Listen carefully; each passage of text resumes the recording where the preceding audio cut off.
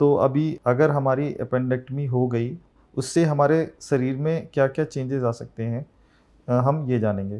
तो इसमें ये है कि अगर हमने एपेंडेक्टमी करा ली, तो एज़ सच हमारे शरीर में कोई भी बदलाव नहीं होता है, क्योंकि हम ये मानते हैं कि जो अपेंडिक्स होता है वो वेस्टिजियल ऑर्गन है हमारे शरीर में, इसका कोई ज़्यादा रोल नहीं है।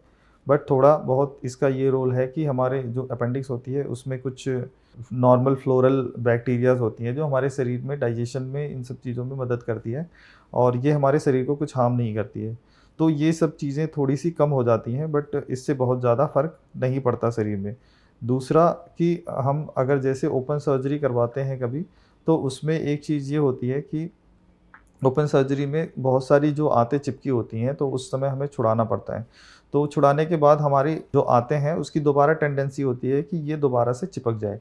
तो इसलिए हम ज़्यादातर प्रेफ़र करते हैं कि लेप्रोस्कोपिक सर्जरी करें। लेकिन क्योंकि हमारा अगर प्रेज़ेंटेशन काफ़ी डिले हो, जबकि वहाँ पे एब्सेस फ़ॉर्मेशन हो चुका हो और भी बहुत सारी चीज़ें और सारी चीज़ एडहेर्ड हैं, चिपकी हैं, तो उस कंडीशन में ये थोड़ा डिफ़िकल्ट हो जाता है और ये दोबारा से एडिशन होने के चांसेस होते हैं। तो ये कुछ कॉम्प्लिकेशन है जो कि आगे चल के हो सकते हैं। दूसरी जो कॉम्प्लिकेशंस है उसमें एक ये है कि वुंड इन्फेक्शन हो गया, तो उसमें स्कार बहुत ज़्यादा बड़ा आता है। तो ये थोड़ा कॉस्मेटिकली अच्छा नहीं होता लोगों के लिए, तो हमें बस खाली ये कुछ चीज़ों को कॉम्प्रोमाइज़ करना पड़ता है, अदरवाइज़ एज़ सच हमारे लाइफ़ में कोई चेंजेस नहीं होते हैं इसको लेके। और बहुत सारे ऐसे इसमें मिथ्स भी हो सकते हैं कि जब हमें दर्द होता है तो हम कभी-कभी सोचते हैं कि ये कुछ ऐसे ही ऊपरी वो होता है, किसी भी वजह से हो सकता है कि मतलब कोई ऊपरी वो है, इफ़ेक्ट है।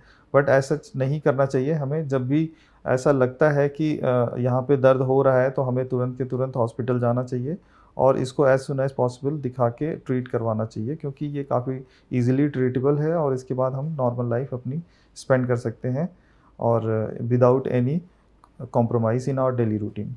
Thank you.